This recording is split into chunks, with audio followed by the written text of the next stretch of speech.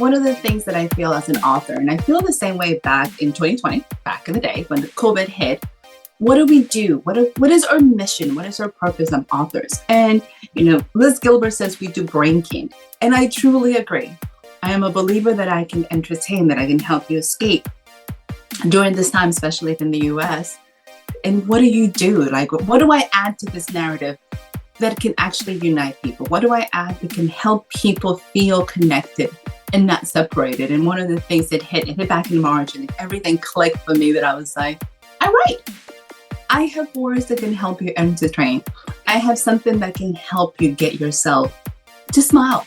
So that's how the Million Books Challenge came about.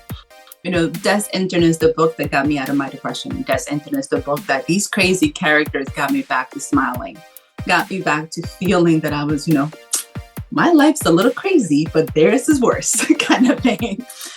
That got me really much excited. And this is what I want to do. Like, what do I add to the narrative? Let me add some passion. Let me add some excitement. Let me add some quirky characters that's just going to make you smile.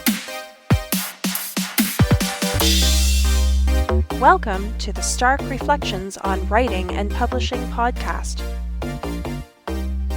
There has never been a better time for writers.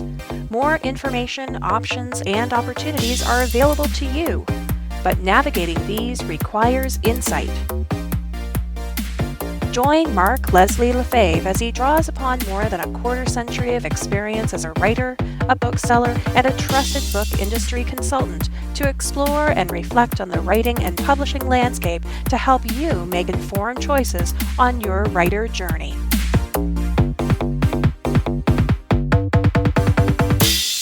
Hello, Reflectives, and welcome to episode 418 of the Stark Reflections podcast. This is your host, Mark Leslie Lefebvre. Today's episode, I have an interview with D.C. Gomez, who defines herself as a fast-talking, extra-quirky Dominican with a dark sense of humor. I recently had a chance to chat with her about why she's in the process of giving away 1 million copies of her award-winning and best-selling novel, Death's Intern, her life in creativity and writing, and so much more. And that's coming up later in this episode. But first, a word about this episode's sponsor. This episode is sponsored by my affiliate link to manuscriptreport.com. Now, you can get a $5 discount off manuscriptreport.com by using the code MARK5, that's M-A-R-K, the numeral 5, at checkout. What Manuscript Report gets you is about a 21 or so page document that analyzes your manuscript that you've loaded and gives you promotional information. It gives you tropes. It gives you potential categories, keywords you can use when loading that to places like Amazon. It gives you sales copy. It helps define your target audience. And all of these are elements that I find are really useful because we can write the book, but writing the synopsis that's sales copy for it, or writing a press release to push out about that book based on the content of the book, defining the target audiences, there's usually numerous audiences for it, as well as the sales pitch to go with each of those audiences, as well as comp titles and authors, giving you a list of titles that it's comparable to, how it's like it, and how it is unique from the compared title. So much great marketing insight that can help you with marketing your book. And again, if you use the affiliate link at starkreflections.ca to get to manuscriptreport.com, that helps me, but you can also save $5 off. Use the checkout code MARK5, that's M-A-R-K 5, numeral 5, I should say, at checkout. And again, that is manuscriptreport.com, kind of taking a bit of the pain out of defining those marketing assets that you can leverage to help sell more books. And so I am recording this early in the week. I am about to embark on a road trip. As I mentioned in episode 417, I'm heading to Ottawa first to hang out with my buddy John, my buddy Steve, and then Steve and I are going to be road tripping on our way to Fredericton, New Brunswick, and also taking some time to go and check out some of the amazing sites from Eastern Canada and again, I've not had the chance to explore, particularly not on foot or on in a vehicle. I've flown to Halifax before, and the furthest I've driven east of the Toronto area is, or Ottawa area, I should say, is Montreal.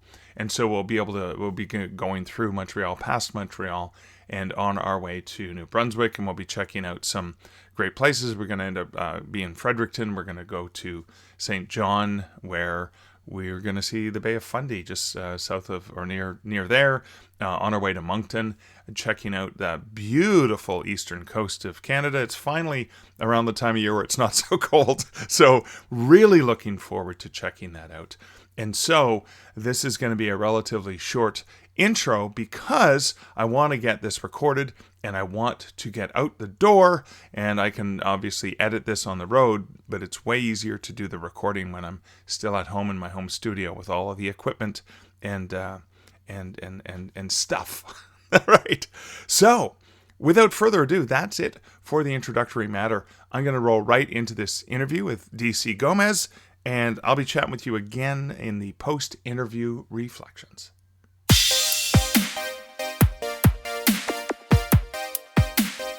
DC, welcome to the Stark Reflections podcast.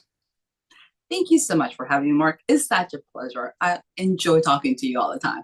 You know, it's really funny is I realized after all these years that I've known you and we share a publicist and all of we've done panels together and so many things. I've never had you on the podcast. So I'm so excited. I'm so excited. Let's make this happen.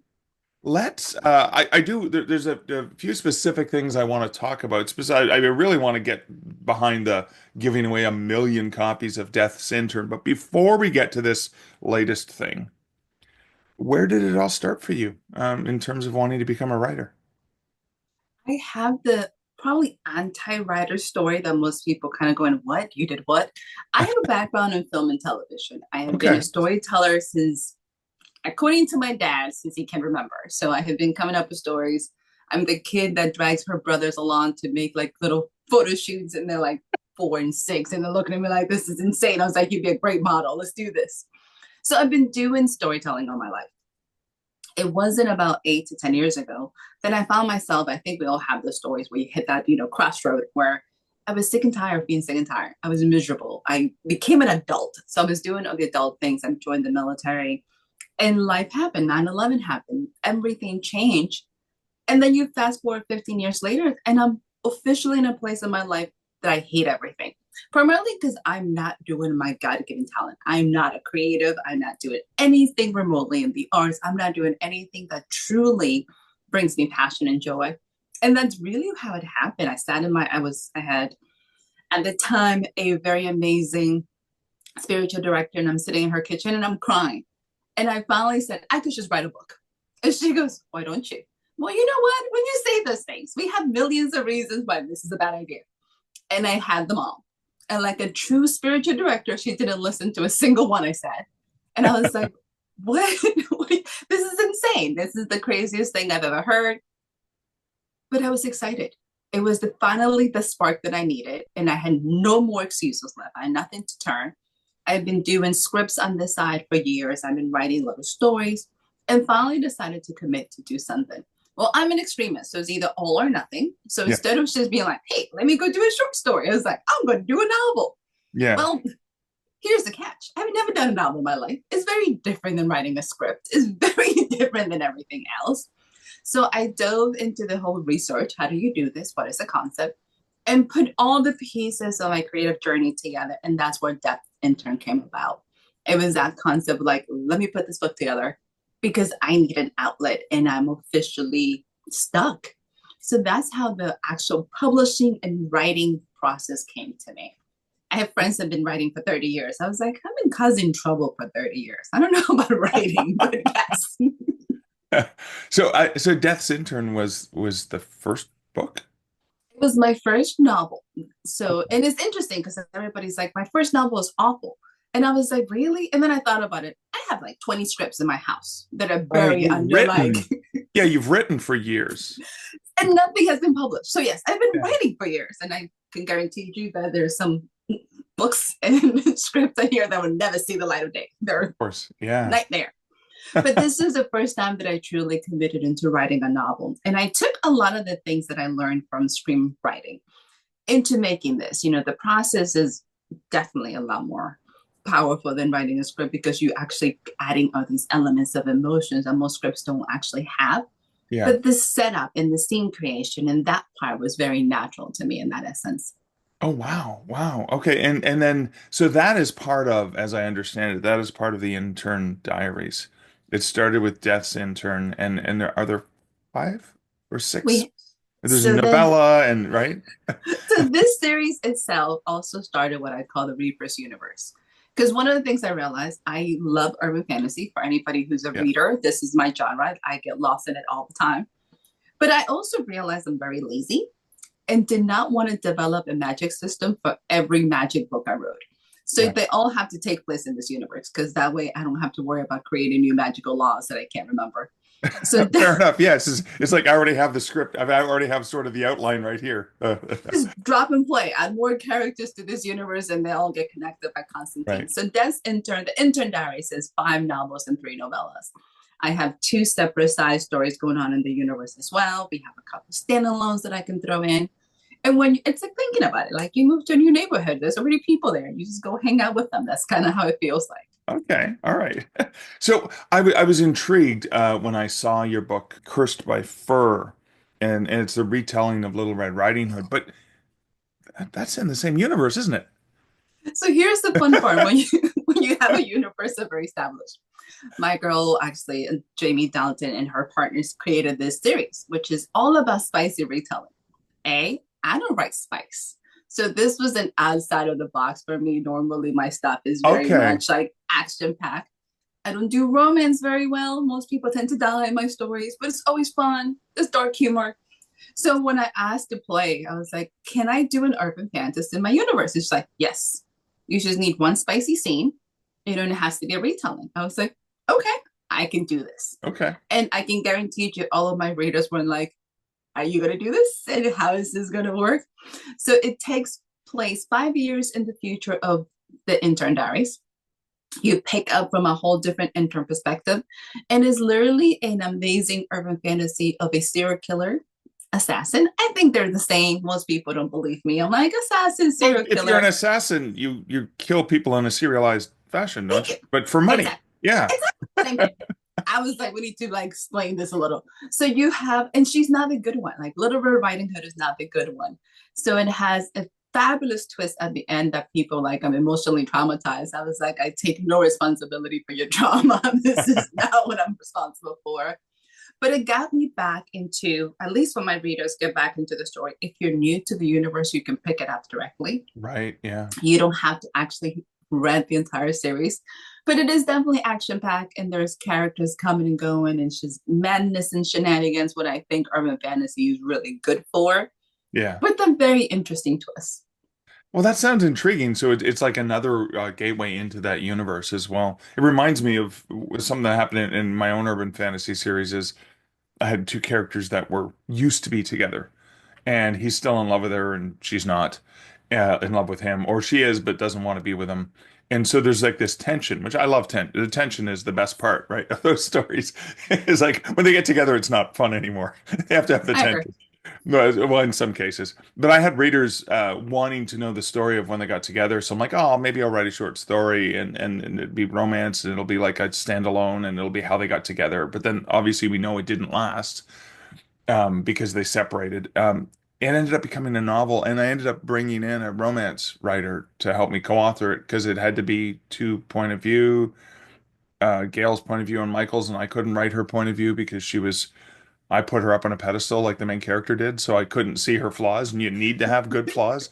And so, and Julie, it was just so much fun doing this. And of course, you have to outline it. You actually have to know the beats, which I don't do normally. So it's completely out of my element.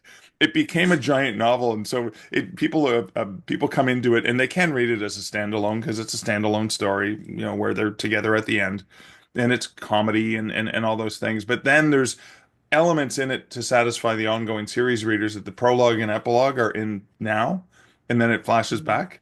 So that annoys people.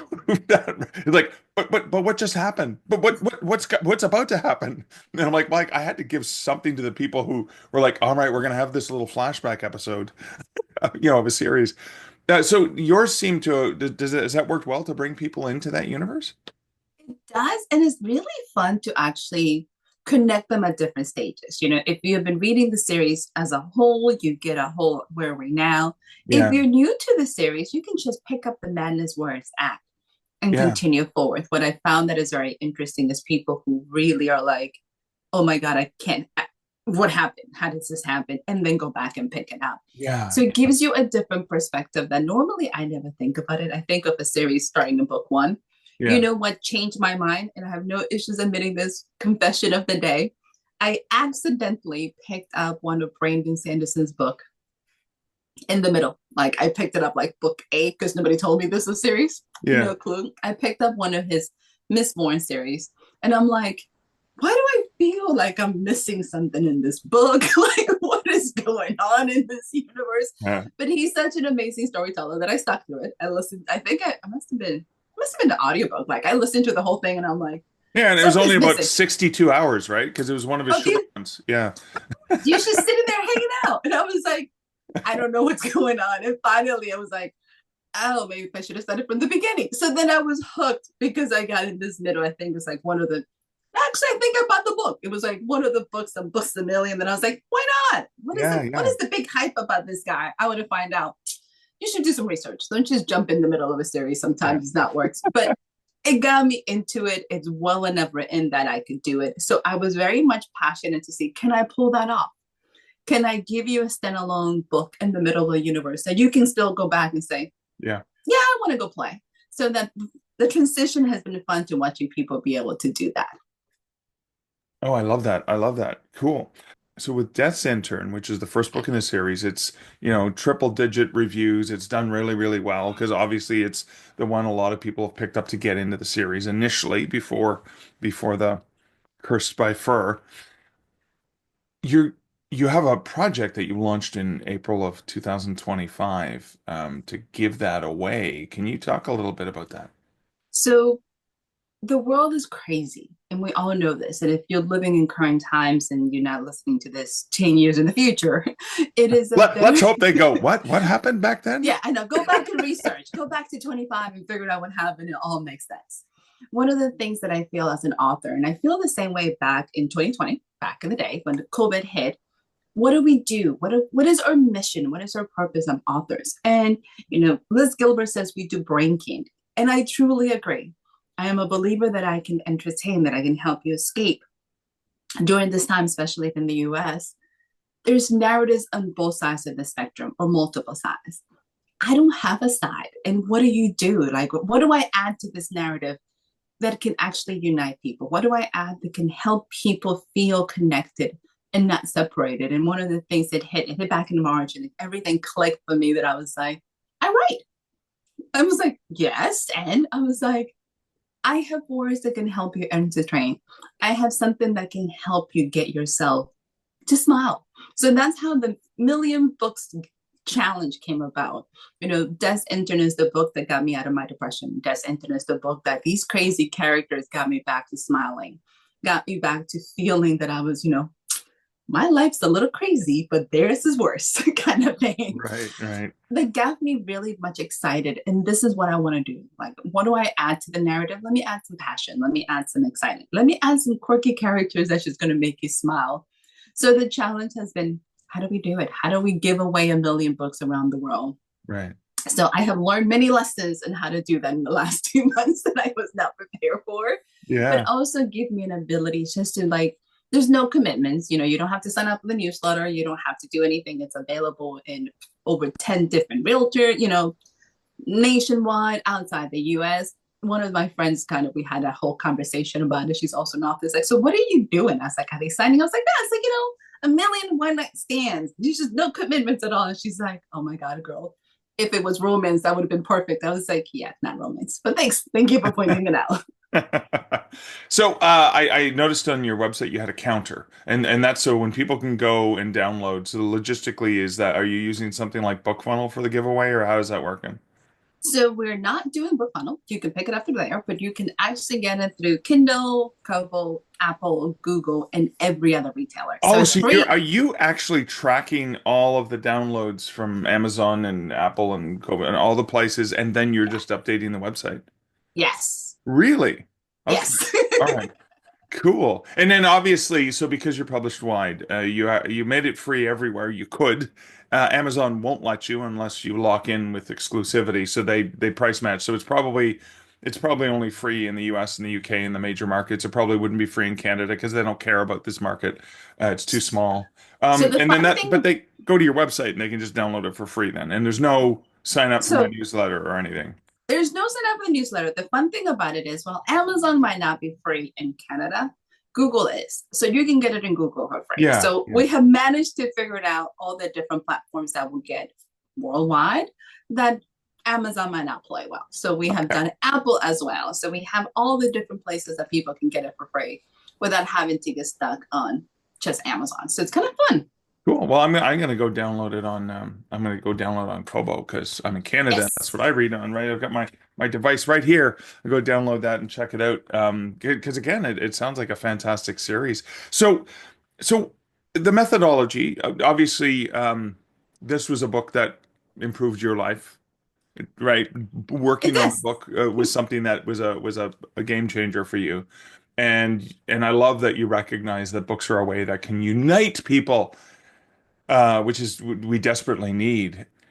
But logistically, you've got this going on. Is there, I mean, obviously, as a writer, the marketing aspect of it, you know what I mean? Like, is it like in terms of, are you seeing an uptake because, hey, I'm being generous, I'm giving this book away to as many people as want to take it. They can just enjoy it, no strings, no sign-ups, nothing. But then if they like it, well, guess what else I got for you? So this is a combination as the reader and the author has two separate hats, and I think everybody has to be very much aware of that. So for the reader side, I wanted to give a book that had meaning to me, but also that it was a good book. I'm not trying to give you like a short novel. Like you have a full novel, it's 80,000 words. Yeah, It yeah. is, it's also an award-winning novel, so done really well. So I'm not giving you just like, oh, let me just throw this away. So I This wanted, crap. Yeah, yeah. yeah, I wanted Well, to I give couldn't you, sell this, so I'll just give it to you. Yeah. yeah. Okay. So I wanted to give you something that had impact. One of the things that I also realized when we starting out, and this is specifically for authors, everybody tells you to give away books because you know it's going to do great for your career. It only does great for your career if you have other books. If Yes. not, you're just giving away your only book. Yeah. I also It gets realized you a lot of readers potential. Actually, it gets you a lot of people who have your book, not necessarily readers. so the return on your read, you have to make sure as a writer that ideally you have a series or books are within connected that people can pick it up to make the Yeah. connection. So for Des Intern being book one, I've been able to see people who enjoy it have picked up the other four novels and the novellas. Yeah. So I have seen the return. It's a much slower pace. You have to realize that this is the kind of stuff because Kindle Unlimited is free for books and you have so many free stuff, especially if you're writing a genre that's not, romance. Urban fantasy is a little slower tick than anything else. Or readers are committed, you just have to go find them. So Yeah. you can see the return. I will recommend to anybody who wants to do it to absolutely do it if you have 5 books in your series because you can see your returns, On average, they say if you pick up book one, about 50% of the people transition to book two. Once you hit book two, if they like it, about 70 go to book three, but then the outtake from 3 to 4 and 5 is high. So that's usually a good indication. So as an author who's looking at, can I do this? Absolutely. Do you have a series? One, do you have multiple books in your series? You know what I mean? And that's the part. Because a lot of the time, so right now, then downloads worldwide for this book is about 8,000 copies in like 45, 60 days. If you would have asked me 3 months ago, I would have been through the moon like, oh my God, it has broken all the categories. We are like 301 in Amazon free Kindle. Great, amazing. But when you're giving away 1 million, you're like, man, I have a lot of copies to go.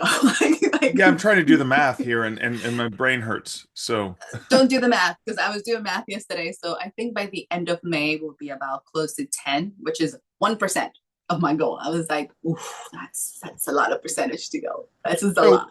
Um, but okay, so here's the other thing I think about. So I write urban fantasy and I'm constantly looking for stuff to give to my readers, stuff to do Mhm. for my readers and I don't have a new I mean I released a new short story in that series, but the novel's far away.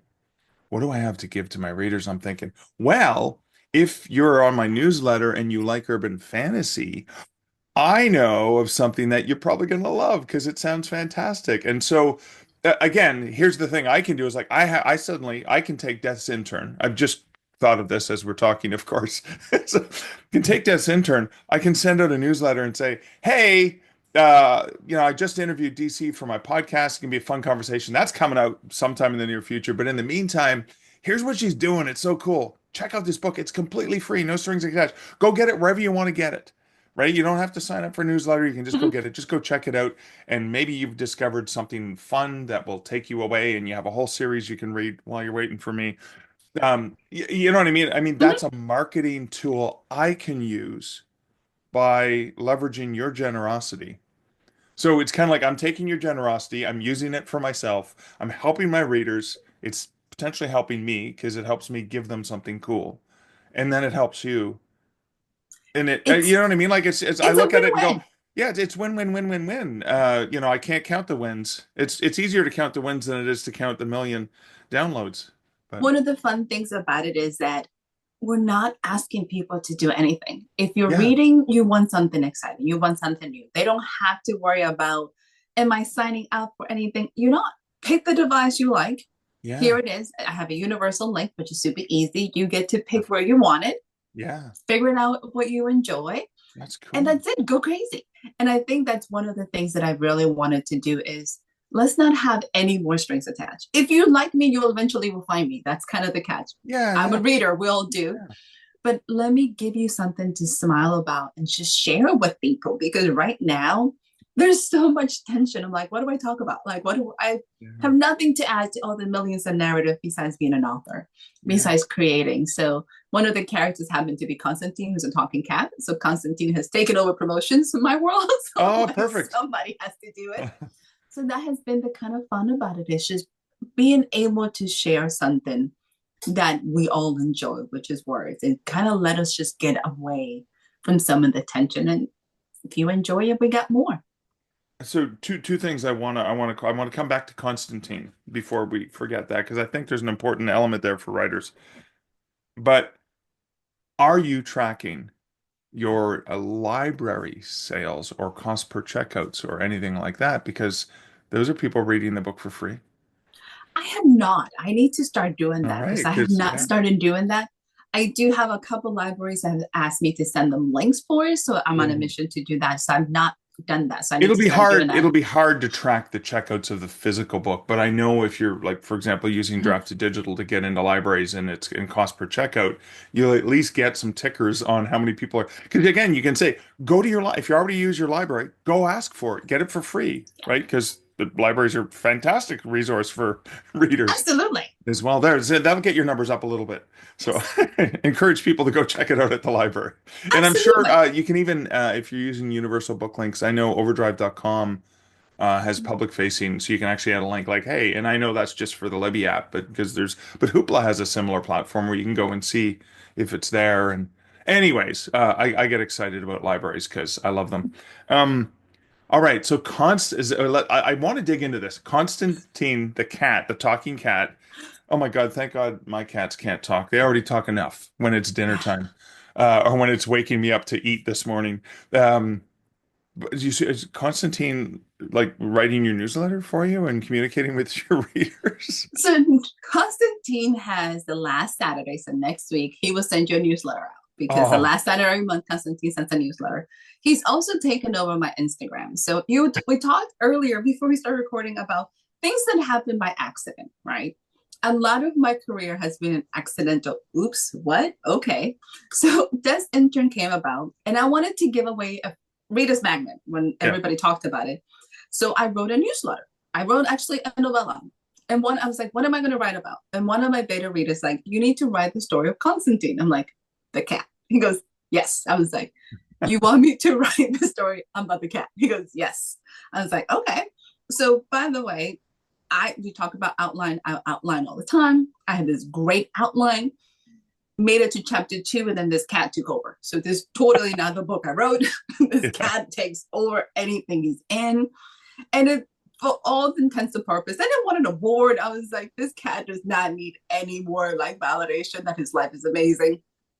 It's a 5,000-year-old talking cat taking place in ancient Egypt. So it has the flashback to Egypt. And I'm like, Right. it's an underdog story. My brother's like for about 2 minutes. And then I was like, okay.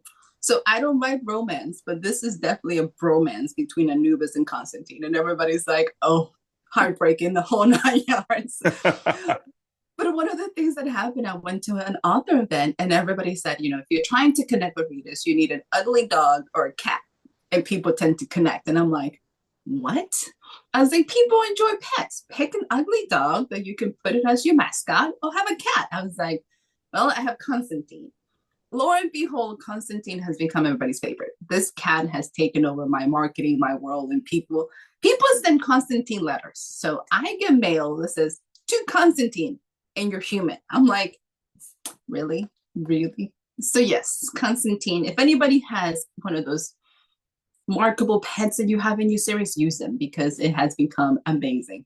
That is amazing. I still think one of my most popular social media posts was when Atticus the cat was a baby, and Liz took a picture of him beside the very first published horror story book, and he's such a cutie.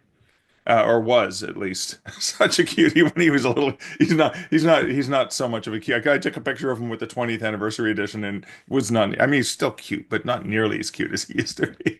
So I was like, yeah, it could be like Atticus just before he chewed the book. But no, it is so true. So I want to dig into a couple things. We did talk before the interview. We talked about the accidental, and I'm really interested in exploring and learning more about author branding. And so I just got to read this from your website. You describe yourself, your tagline or whatever is fast talking, extra quirky Dominican with a dark sense of humor. And you said that was an accidental sort of branding exercise. We're just going to own it right there. So one of the things that happened is I had a review for Desk Intern that it says, you know, quirky characters, zany plots, tons of shenanigans. And I was very like upset. I was like, what do you mean quirky? My characters, and I went through this whole thing. And one of my friends looked at me, she's like, honey, but you are quirky. And I was like, oh, what? And I was highly offended. I was like, maybe I don't know the meaning of this word quirky. I need to go research it. But it became very obvious that personality and that trait is just very me. And my characters have that. And that idea of just kind of not quite fitting in and just being all sorts of things. It's not like they don't take themselves seriously. It's just quirky. Yeah. So when you realize it kind of just clicked. So people, like, I'm going to tell you from the beginning what you're going to expect. You're going to get some quirky characters, whether I'm writing fiction, nonfiction, whether I'm doing fantasy or it's just contemporary. They're all quirky and they all have these weird nuisance that makes you go like, maybe we should talk. Like some of my characters could use some therapy. Let's be honest about that. But I truly just enjoy just falling into that and letting people kind of see that this is the connection of what you get. So the website in the bio kind of gives you the disclaimer from the beginning. So if you can't get past that, I'm like, don't pick up the books because you're not going to get any better. Like if you don't like quirky, I don't recommend any of my books because it's going to drive you insane. So I love that though, but you're putting it right out there saying, here's what you're going to get, which you're making a promise to the reader. And for some readers, it's a threat, right? It's like, you're not going to like this, but that's fine. And other readers, it's like, oh my God, sign me up, baby. I'm in for this one. Just like, oh my God, I'm gonna, well, whatever, the cat and the cat's human, whoever that is, right? I'm just kind of like, all right, like that's sort of part of it. Now, and another thing is on your biography and your website, because again, I like to attend to how people position themselves in the market. Described yourself as a serial hobbyist, not a serial killer, not an assassin, but a serial hobbyist. I am the person, I can absolutely own it, that falls in love with everything in Okay. short periods. Like I will go ahead and do it. And then when I figure out that I'm good at it, then I move on to other things, which Right. is kind of hard for other people to understand. I'm like, I think I have commitment issues. I told that to the cable company. Like, I signed up for cable multiple times and like canceled. Like, I have commitment issues. I can't stay with you for long periods of time. It's not you, it's me. Yeah. Right? And Yeah. they looked at me like, oh, you're serious, girl. I was like, I'm sorry, I gotta go. So it became kind of a joke. So I am absolutely a serial hobbit. As you can tell, I love books. I also like buying books as much as I enjoy reading them. I enjoy painting as much as I buying painting supplies. So I think once people get to know that part of some people like, really? I'm like, no, I just embrace my idiosyncrasies and just run with them. I just put them online now and let people know like this is what to expect, guys. It's okay. Well, I was going to say this, and I'll probably take a screenshot of this to post at starkreflections.ca. But as we're talking, one of the first things I noticed was, oh my God, she's got like a ton of books behind her. Which, I mean, I judge people by the books, and the more books they have, the more I like them. Right? It's just a thing I have. Right? So I was like, oh, this is really cool. I knew we would get along anyways, but it's like, oh, we're going to get along even more. But then you also did some really other cool stuff. Is in the back, you position. You've got a big.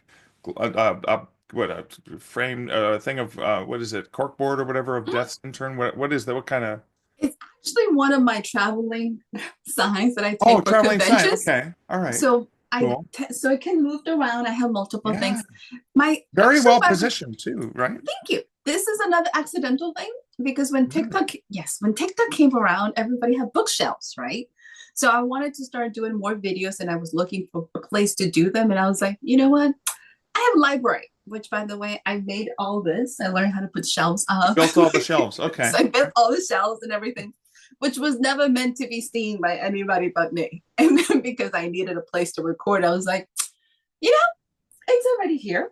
Why am I not using it? And then because it comes with shelvings, I have anytime I have a new poster, I can flip it around. I have cat ladies posters as well as urban fantasy. So yes, Yeah. shameless promotion. This is kind of what I have right now going on. Okay, so you mentioned TikTok, and how have you embraced TikTok? Have you embraced it as the author who's sharing the quirkiness of the books, or is Constantine the person doing TikTok? How have you positioned that, or are you just having a fun time with it? I go back and forth. I am too OCD for TikTok, so I have not been there for about 9 months to a year because my friends have a blast. Like TikTok is their place, and everybody's a hot mess, and everybody just shoots these videos. It takes me an hour for every one of these videos. It's like this is not time conducive. It's like a 15-second video. It took you an hour, right? Every time. And then I re-record. I have a hard time doing this. It is awful. It's such a horrible experience. I'm too OCD. Then like my old brain and filmmaking wants to kick in. I'm working on lighting and sound. And I'm like, I don't think this is what this app is meant to be. Right. So at the beginning, I joined really excited. Then I realized I was becoming much more consumed with it, the whole like logistics of it. I was like, I'm done. We're going to tap out and step away Right. because I'm not getting anything out of this besides a whole bunch of stress and headaches. And then I get lost in watching other people's videos. And I was like, and there goes 3 hours of my life. Yeah, I and could it's have been gone. writing. I don't get that back. I've been writing. Okay. So no, What about in-person events? Because obviously you mentioned that you have the desk intern that you put that on your table and stuff like that. Do you do some local events? I actually have a blast. It's probably the reason that truly made me connect with going in person. I probably have more blast in person than anything else. I'm getting ready to go to the Dallas Fan Expo next weekend for anybody who just happened to be like, ooh. So I tried to do, at the beginning, I was doing almost one every other week. And I realized you get no writing done when you're in events. So I'm trying to curtail them to about 6 a year. I love doing events. I love talking to people. I love talking to people to find out what they're reading, what makes them come out to events, and truly giving them what I call like the Disney experience. I think as an author, I feel extremely blessed when people come up to me and talk to me about books. I also feel very blessed when they talk to me about my books because you don't have to tell me any of this. At no point in time do you need to stop by my table and say hi. Or even more when I went to an event in Branson a couple weeks ago and one of my readers showed up and like literally we looked like kids at the playground. We went like, ah! We did a scream and we took the pictures and everybody looked at us like, what in God's name are you two doing? And I have never met them in person. They literally came up just to say hi. And like, it was amazing. And I think that's the one thing about being an author that nothing can compare to is being able to talk books to somebody and they're asking about Constantine, they're asking about ISIS and when is the new book coming out? And I felt like a kid at Christmas all over again. And I realized this is why I write. This is the reason that we do the things that we do, is to see those smiles in people's faces and have them come out to random locations just to say hi because they made us part of their family. Let's be honest. What is one thing you take to bed that besides your partner? It's a book. Like, you have no issues. Like, books become part of your family and you carry them to the bathroom and you walk around with them. So having somebody make you part of their family and truly connect and love the characters as much as we do, it's a blessing. So I love it. I love showing up and I love just being as quirky as I am. Just multiply that times 10. And it's just amazing. Oh, I love that. I love that.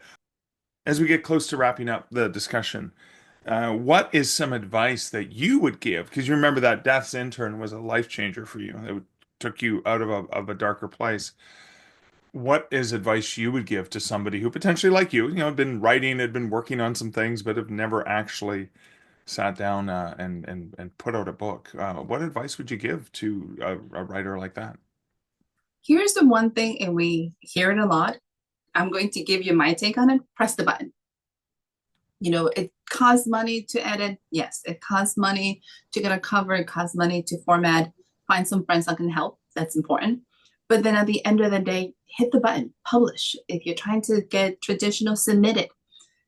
The hardest thing is getting it out there and just taking the first step to say, I'm going to commit and do it.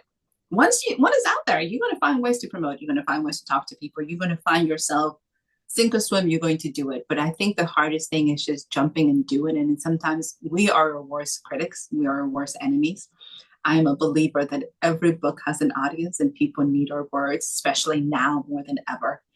I had that moment with one of my dear friends who happens to be one of my doctors. And I said something, what can I give in this time? And he goes, we need candy. And I was like, oh, he's like, this is the time that people need it the most. So if you're wondering, should I put this book out there? You should. Somebody needs it. They need it now. So if you're terrified of taking the leap, just, I'm amazing at 6 o'clock in the morning because I'm half asleep. Hate mail that I have to send that I hate to do. I do it really early. It's like, I'm brave at 6 o'clock in the morning. Send this email now. Do it. So publish a book because we need it. Awesome. Well, thank you for that. So for my listeners, obviously there'll be a link to where they can download Death's Intern and check it out. You'll send me some links I can add to the show notes. But where can people find out more about you online? Easiest place, since I have an amazing, fabulous young lady who keeps me up to date, is dcgomez-author.com. So check out the website. It will give you links to my other books, kind of give you a little insight into the madness that goes on, and also some links to, socials that we're all trying to keep up with, which seems to be a lot of stuff lately. So yes. 100%. DC, thanks so much for hanging out with me today. Mark, truly a pleasure. Thank you for having me. It's so much fun talking to DC, and it's funny, over the years, we have the same publicist, Mickey Mickelson, and we've been on panel discussions together and interacted in different ways, but I've never had DC on my podcast. So it was actually so much fun. Now, a couple of the things that really resonated with me, and I guess if you've been paying attention to the things I've been talking about a lot lately, is the motivation behind giving away 1 million copies of her book. And again, taking pretty much the best book, her best work, or the one that gets, so many reviews, positive reviews on the retailers, etc. So it's obviously, it's not a dud. It's something that does really, really well. But using that and the power that we have as writers to actually try to unite people, to try to give them something, because working on this book did something for her, she wants to be able to pay that forward and connect people. And that is, again, I know I harp on this a lot, but I'm going to continue to harp on this because the divisiveness that we have is horrible, and remaining divided and only looking for the things that we don't share, the things we don't have in common, is not really going to get us anywhere. Looking towards one another, even when we don't see eye to eye on the same points of view and looking towards one another with compassion and a sense of unity, and even with the concept of wanting to try to understand as opposed to finger point, name call, and blame. There are a lot more people in the world, I believe, who are fundamentally good and decent people. I'm of the mind that I have, as a human, done the things that I don't think were good. I'd like to think of myself as a good person, but I've made mistakes, I've made errors, I've treated people in ways that I shouldn't have treated people. So I'm not perfect. I'm the furthest thing from perfect. But I know that once I've learned, particularly when either not somebody's called me out on it or I've had an in-depth discussion with somebody to understand where it is they're coming from, has really helped me in that redefining people instead of as the other, but as other humans. And I think that's so important. So I know I've harped on this a lot, but I really love that was, the prime motivation for DC to want to do the 1 million copies. Now, the other thing, thinking about that, giving away 1 million copies, it seems an insurmountable task. But here's the thing. Here's one of the things I did. I mentioned this in the interview, and I did do this shortly after the interview, is I thought, hey, I'm always looking for something to give to my readers, and because I do write urban fantasy, I created an email that was pretty much, hey, I've heard of this great urban fantasy. I'm looking forward to reading it myself. It's free. You can get it on virtually any platform. Here's the universal book link. Go get it. Death's Intern. And again, this gave me as an author something of value to give to my community, to my readers. So if you're an author who writes anything that could be complementary towards this humorous adventure urban fantasy Death's Intern, and you're looking and struggling with, well, what am I going to send in my newsletter to stay in touch with my readers? Why not think about just giving them something like that? And again, I love the fact that DC is giving, but it gave me something to give as well. It also gave me something to read. I downloaded it to my Kobo. I'll be able to, enjoy that. And in my travels, open up the Kobo and give it a read. Think about, for your own marketing, for your own brand as well, is there something like that you can give, that you can provide, that you can also not just provide to your readers, but potentially provide to other writers? It's about being collaborative with other writers, etc. Again, it solves a couple problems in terms of content and marketing.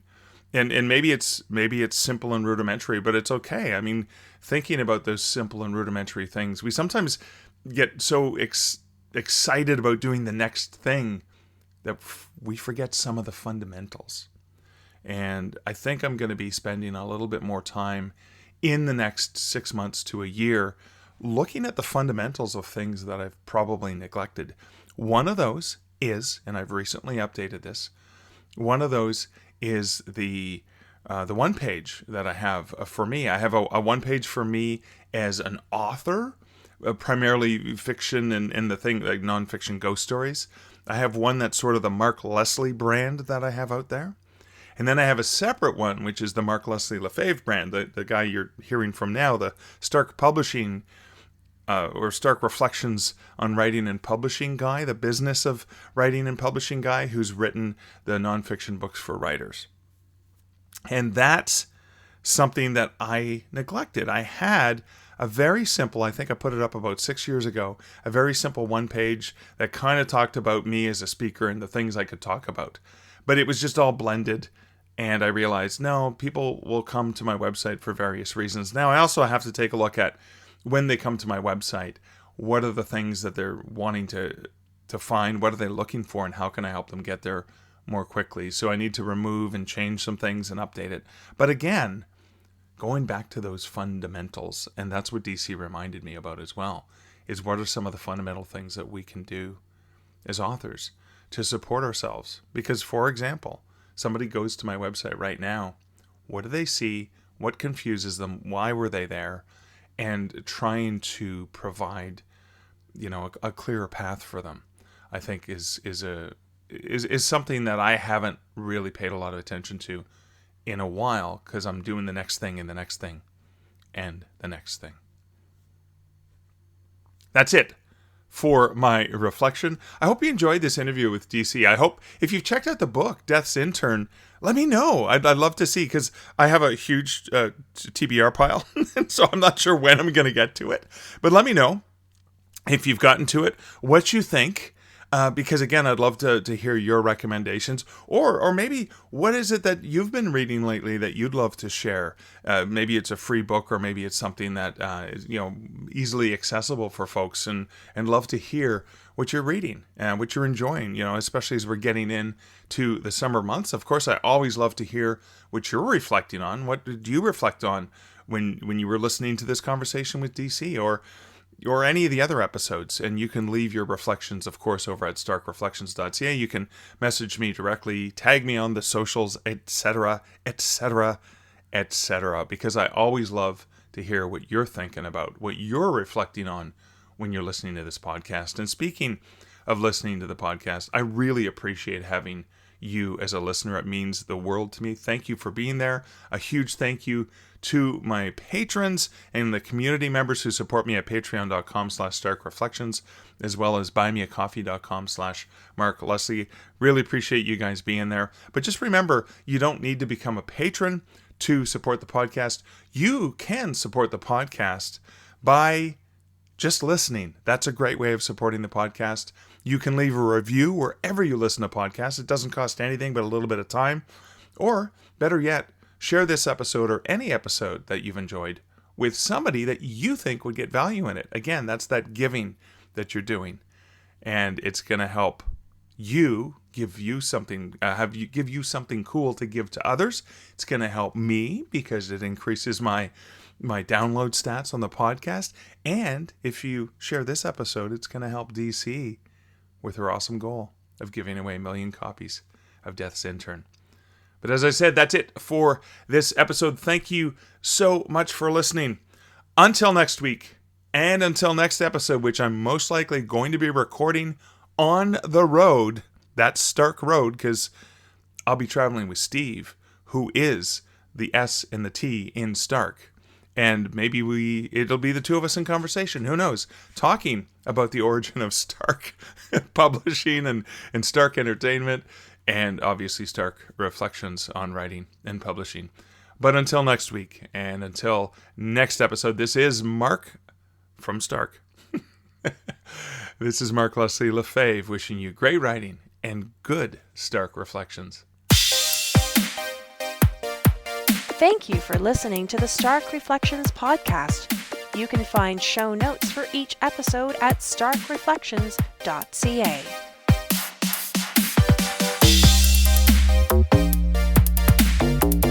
The music for this podcast, Laser Groove, was composed and produced by Kevin MacLeod. Check out more of Kevin's great music at incomptech.com.